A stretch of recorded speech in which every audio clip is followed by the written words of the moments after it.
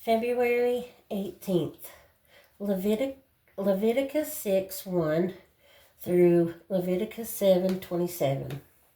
And the Lord spoke to Moses, saying, If a person sins and commits trespass against the Lord by lying to his neighbor about what was delivered to him for safekeeping, or about a pledge, or about a robbery, or if he has extorted from his neighbor, or if he has found what was lost and lies concerning it, and swears falsely in any of these things that a man may do in which he sins, then it shall be, because he has sinned and is guilty, that he should restore what he has stolen, or the thing which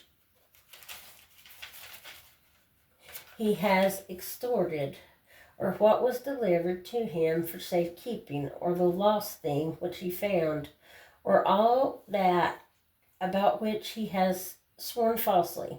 He shall restore its full value, add 1/5 more to it, and give it to whomever it belongs on the day of his trespass offering.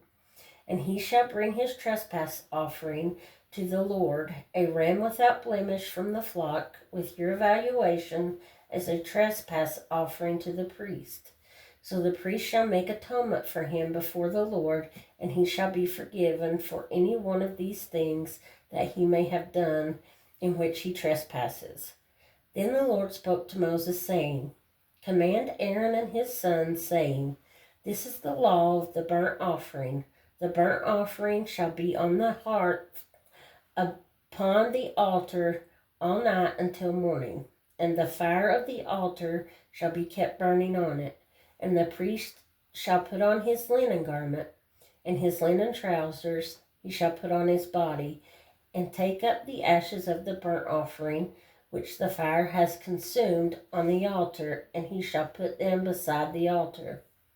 Then he shall take off his garments, put on other garments, and carry the ashes outside the camp to a clean place. And the fire on the altar shall be kept burning on it. It shall not be put out, and the priest shall burn wood on it every morning, and lay the burnt offering in order on it, and he shall burn on it the fat of the peace offering. A fire shall always be burning on the altar, it shall never go out. This is the law of the grain offering. The sons of Aaron shall offer it on the altar before the Lord. He shall take from it his handful of fine flour of the grain offering with its oil, and all the frankincense which is on the grain offering, and shall burn it on the altar for a sweet aroma, as a memorial to the Lord. And the remainder of it Aaron and his sons shall eat. With unleavened bread it shall be eaten in a holy place. In the court of the tabernacle of meeting they shall eat it. It shall not be baked with leaven. I have given it as their portion of my offering made by fire. It is most holy, like the sin offering and the trespass offering. All the males among the children of Aaron may eat it. It shall be a statute forever in your generations concerning the offerings made by fire to the Lord. Everyone who touches them must be holy. And the Lord spoke to Moses, saying, This is the offering of Aaron and his sons, which they shall offer to the Lord.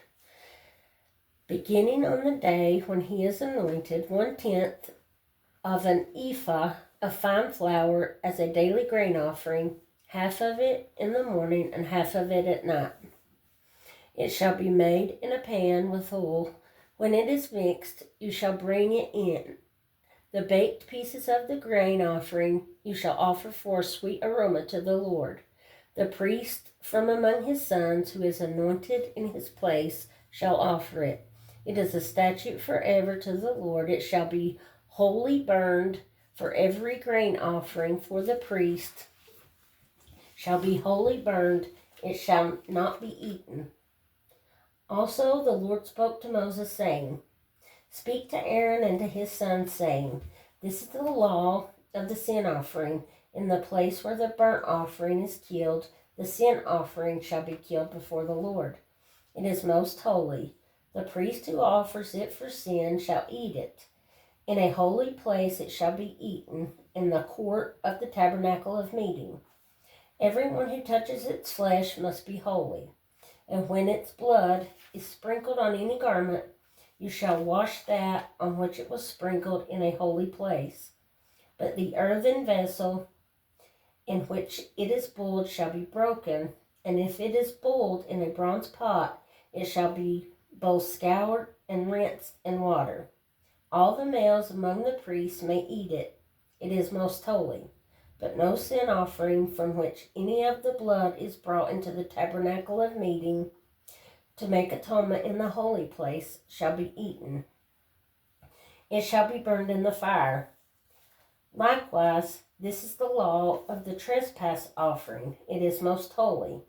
In the place where they kill the burnt offering, they shall kill the trespass offering, and its blood he shall sprinkle all around on the altar, and he shall offer from it all its fat, and the fat tail, and the fat that covers the entrails, the 2 kidneys, and the fat that is on them by the flanks, and the fatty lobe attached to the liver above the kidneys he shall remove. And the priest shall burn them on the altar as an offering made by fire to the Lord. It is a trespass offering. Every male among the priests may eat it. It shall be eaten in a holy place. It is most holy. The trespass offering is like the sin offering. There is one law for them both. The priest who makes atonement with it shall have it, and the priest who offers anyone's burnt offering, that priest shall have for himself the skin of the burnt offering which he has offered. Also, every grain offering that is baked in the oven, and all that is prepared in the covered pan or in a pan, shall be the priest's who offers it. Every grain offering, whether mixed with oil or dry, shall belong to the sons of Aaron, to one as much as the other. This is the law of the sacrifice of peace offerings, which he shall offer to the Lord.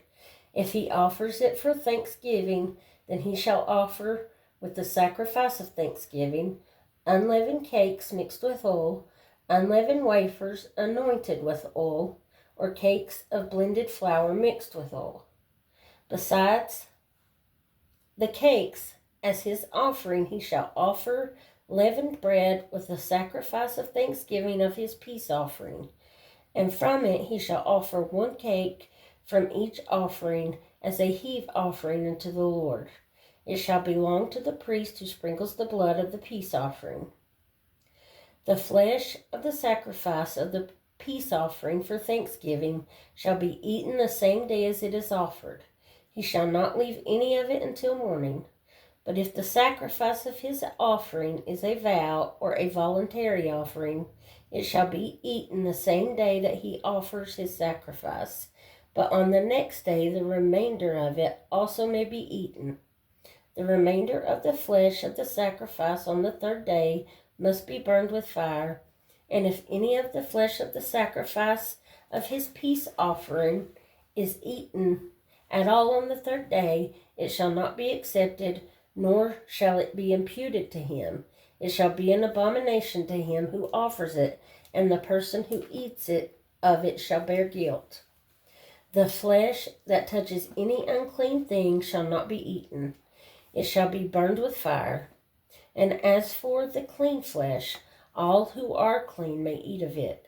But the person who eats the flesh of the sacrifice of the peace offering that belongs to the Lord, while he is unclean, that person shall be cut off from his people. Moreover, the person who touches any unclean thing, such as human uncleanness, an unclean animal, or any abominable thing, unclean thing, and who eats the flesh of the sacrifice of the peace offering that belongs to the Lord, that person shall be cut off from his people. And the Lord spoke to Moses, saying, Speak to the children of Israel, saying, You shall not eat any fat of ox or sheep or goat, and the fat of an animal that dies naturally, and the fat of what is torn by wild beasts, may be used in any other way, but you shall by no means eat it. For whoever eats the fat of the animal of which men offer an offering made by fire to the Lord, the person who eats it shall be cut off from his people. Moreover, you shall not eat any blood in any of your dwellings, whether of bird or beast. Whoever eats any blood, that person shall be cut off from his people. Mark 3:7-30. But Jesus withdrew with his disciples to the sea, and a great multitude from Galilee followed him, and from Judea and Jerusalem and Idumea and beyond the Jordan, and those from Tyre and Sidon, a great multitude, when they heard how many things he was doing, came to him. So he told his disciples that a small boat should be kept ready for him because of the multitude, lest they should crush him. For he healed many, so that as many as had afflictions pressed about him to touch him. And the unclean spirits, whenever they saw him, fell down before him and cried out, saying, You are the Son of God. But he sternly warned them that they should not make him known. And he went up on the mountain and called to him those he himself wanted, and they came to him. Then he appointed 12, that they might be with him, and that he might send them out to preach, and to have power to heal sickness, and to cast out demons. Simon, to whom he gave the name Peter, James the son of Zebedee, and John the brother of James, to whom he gave the names Boanerges, that is, sons of thunder, Andrew, Philip, Bartholomew, Matthew, Thomas, James the son of Alphaeus, Thaddeus, Simon the Canaanite, and Judas Iscariot, who also betrayed him, and they went into a house. Then the multitude came together again, so that they could not so much as eat bread. But when his own people heard about this, they went out to lay hold of him, for they said, He is out of his mind. And the scribes who came down from Jerusalem said, He has Beelzebub, and by the ruler of demons he casts out demons. So he called them to himself and said to them in parables, How can Satan cast out Satan? If a kingdom is divided against itself, that kingdom cannot stand. And if a house is divided against itself, that house cannot stand. And if Satan has risen up against himself and is divided, he cannot stand, but has an end. No one can enter a strong man's house and plunder his goods, unless he first binds the strong man, and then he will plunder his house. Assuredly, I say to you, all sins will be forgiven the sons of men, and whatever blasphemies they may utter. But he who blasphemes against the Holy Spirit never has forgiveness, but is subject to eternal condemnation, because they said he has an unclean spirit. Psalm 37, 1-11. Do not fret because of evildoers, nor be envious of the workers of iniquity, for they shall soon be cut down like the grass, and wither as the green herb. Trust in the Lord and do good. Dwell in the land and feed on his faithfulness. Delight yourself also in the Lord, and he shall give you the desires of your heart.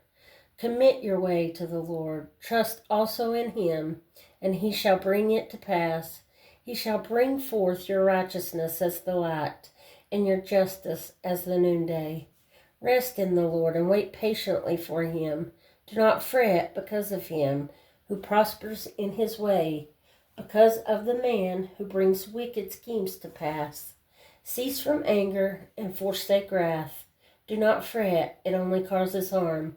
For evildoers shall be cut off, but those who wait on the Lord, they shall inherit the earth. For yet a little while, and the wicked shall be no more. Indeed, you will look carefully for his place, but it shall be no more. But the meek shall inherit the earth, and shall delight themselves in the abundance of peace. Proverbs 10:3-4. The Lord will not allow the righteous soul to famish, but he casts away the desire of the wicked. He who has slack hands becomes poor, but the hand of the diligent makes rich. And I just want to tell you, if you're having a hard day, please remember this verse has saved me so much, that Jesus does not give us a spirit of fear, but a spirit of power, spirit of love, and a sound mind. And I found a shirt yesterday. I actually got it, and it said, if you're hanging on by a thread, make sure it's the hem of his robe. And I love that. God bless you. I hope you have a wonderful day.